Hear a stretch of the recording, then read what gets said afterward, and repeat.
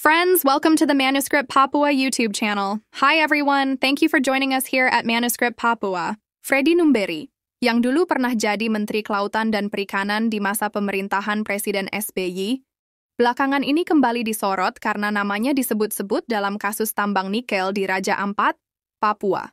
Pak Freddy ini asalnya dari Papua juga, tepatnya dari Yapen Waropen. Dulu beliau adalah perwira tinggi di Angkatan Laut dengan pangkat Laksamana, dan setelah pensiun, sempat juga jadi Menteri Perhubungan dan pernah bertugas sebagai Duta Besar Indonesia untuk beberapa negara Eropa, termasuk Italia.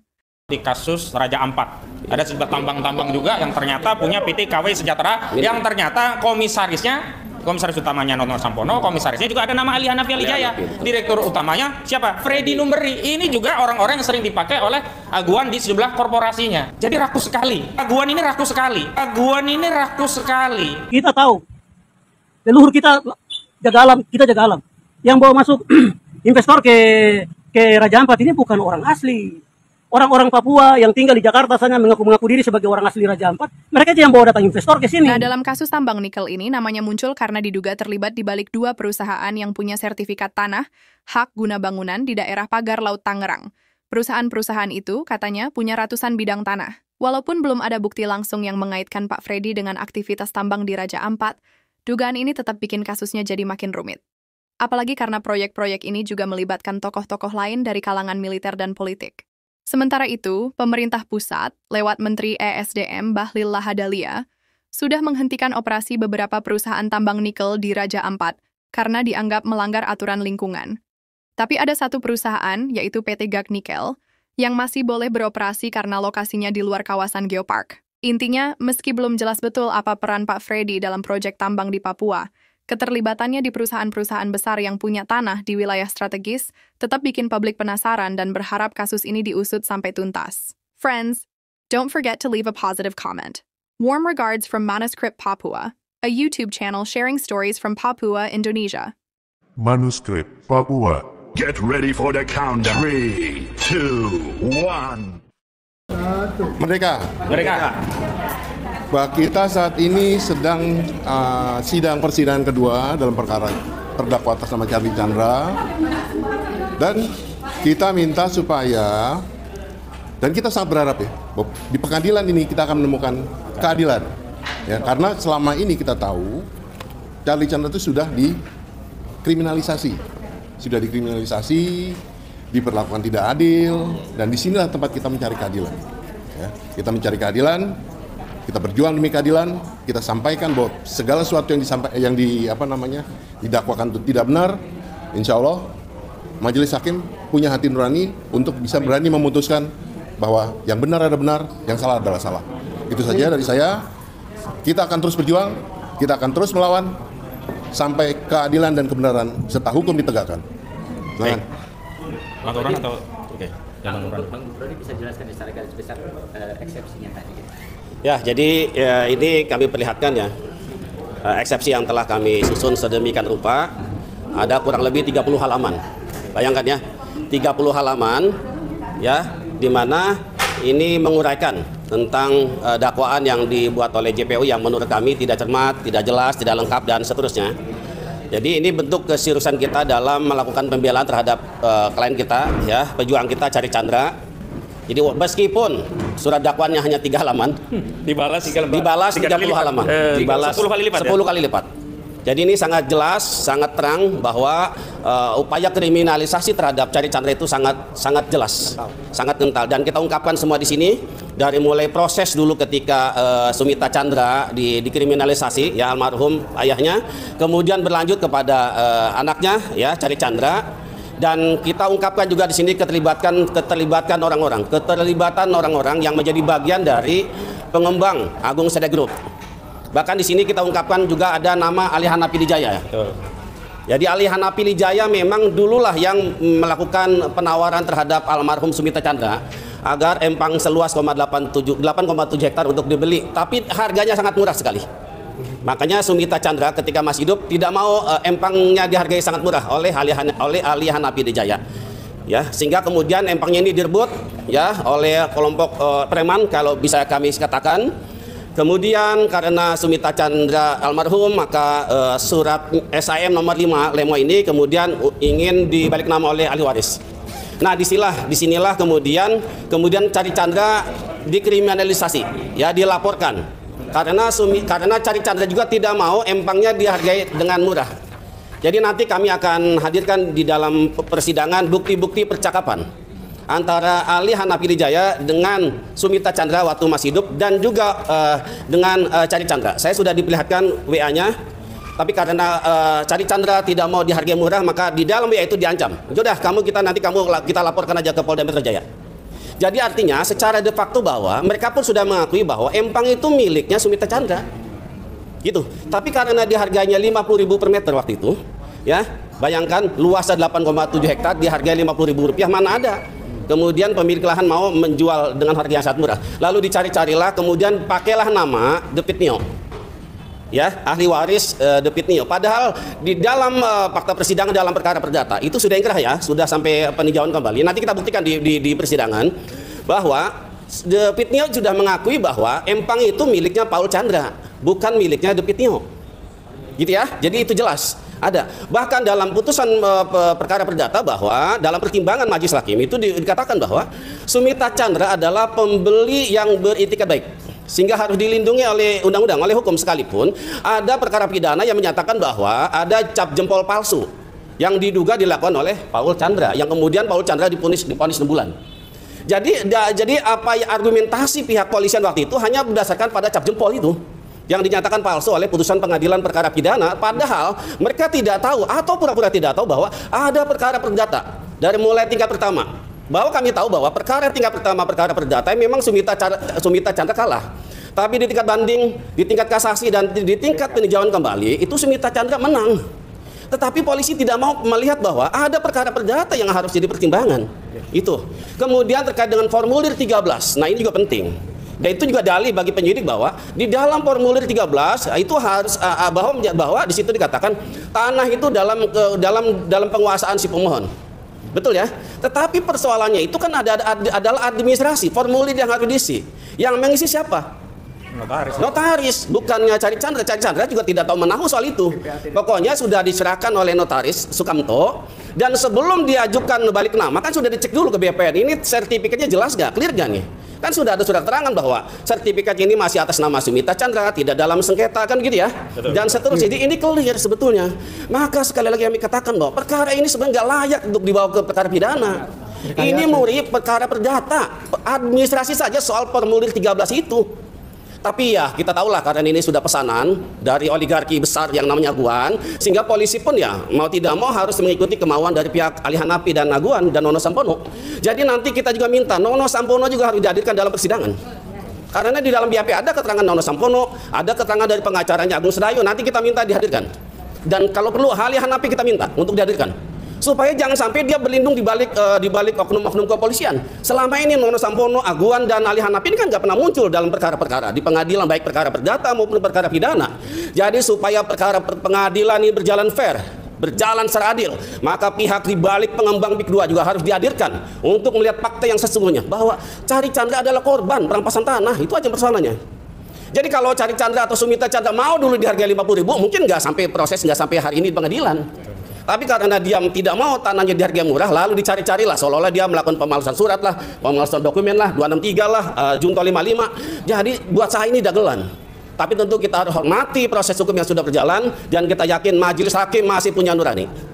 Untuk nanti kita berharap agar Cari Chandra dibebaskan dari segala dakwaan. Terima kasih dari saya. Selanjutnya ke Bang Kosinudin, silakan. Ada tambahan, meski di luar eksepsi tapi ada kaitannya dengan perkara ini. Yang pertama, saya mau kasih tahu kepada seluruh rakyat Indonesia bahwa kejahatan Aguan ini ya, kejahatan Nono Sampono ini ya, yang berulang kali namanya terlibat dalam sejumlah perampasan tanah di wilayah Tangerang, wilayah Banten, wilayah PIK 2. Ternyata namanya juga disorot di kasus Raja Ampat. Ada sejumlah tambang-tambang juga yang ternyata punya PT KW Sejahtera, yang ternyata komisaris utamanya Nono Sampono, komisarisnya juga ada nama Ali Hanafi Wijaya. Direktur utamanya siapa? Freddy Numberi. Ini juga orang-orang yang sering dipakai oleh Aguan di sejumlah korporasinya. Jadi rakus sekali. Aguan ini rakus sekali. Dia tidak cukup melahap tanah-tanah rakyat yang ada di Banten, tapi dia juga melahap nikel-nikel yang ada di Raja Ampat.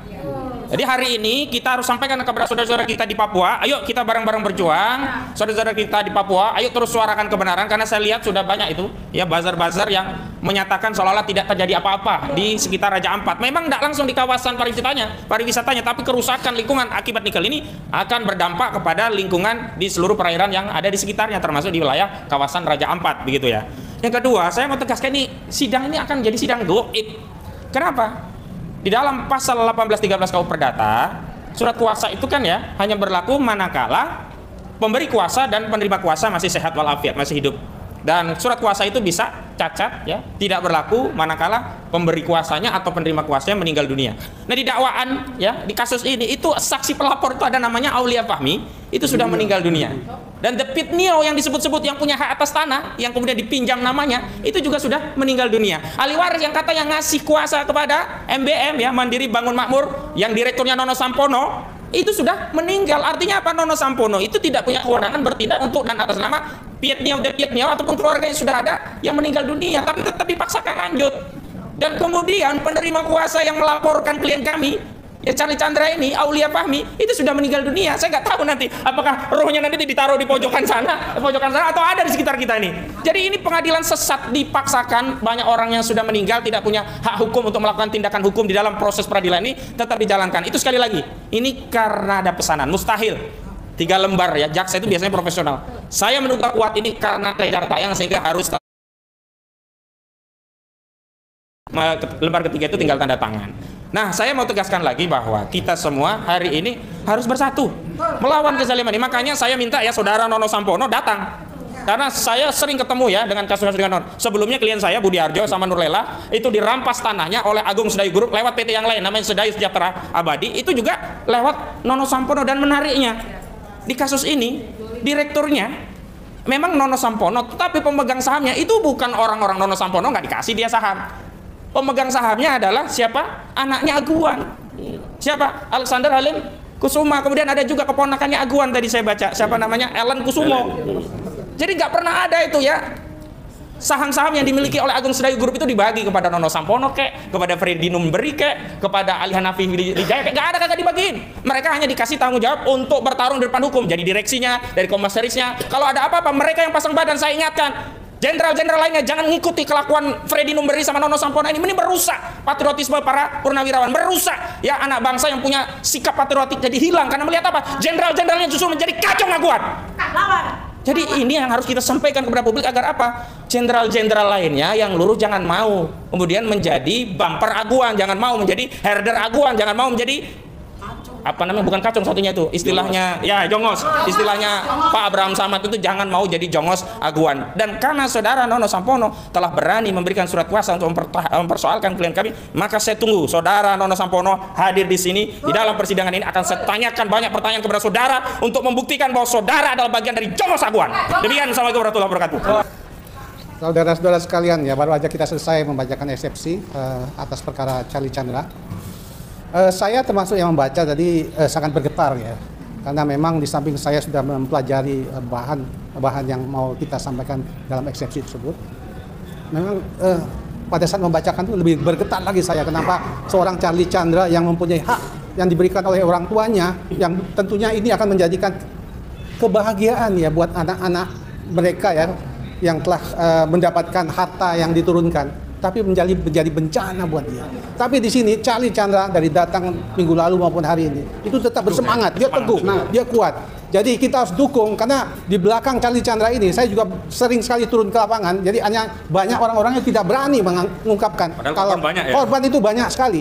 Malah beberapa ada, terakhir itu bulan Februari saya ke sana sebelum masih bulan puasa itu masyarakat itu menyampaikan keluhannya. Kemudian ya saya bantu untuk advokasi untuk menyelesaikan, karena dia punya rumah itu hanya ditawarkan 500.000 per meter, sementara yang sebelumnya ada sampai 3 juta per meter. Jadi waktu itu ya saya minta saya ambil alih untuk bernegosiasi, karena memang Pantai Indah Kapuk ini sangat licik sekali. Dia jual lahan itu per coupling itu rata-rata 30 juta sampai 50 juta per meter persegi, tapi rakyat itu ya, apalagi waktu masalah PSN hanya 50.000 dibayarkan. Kalau rakyat nggak mau, itu uangnya ditaruh di pengadilan.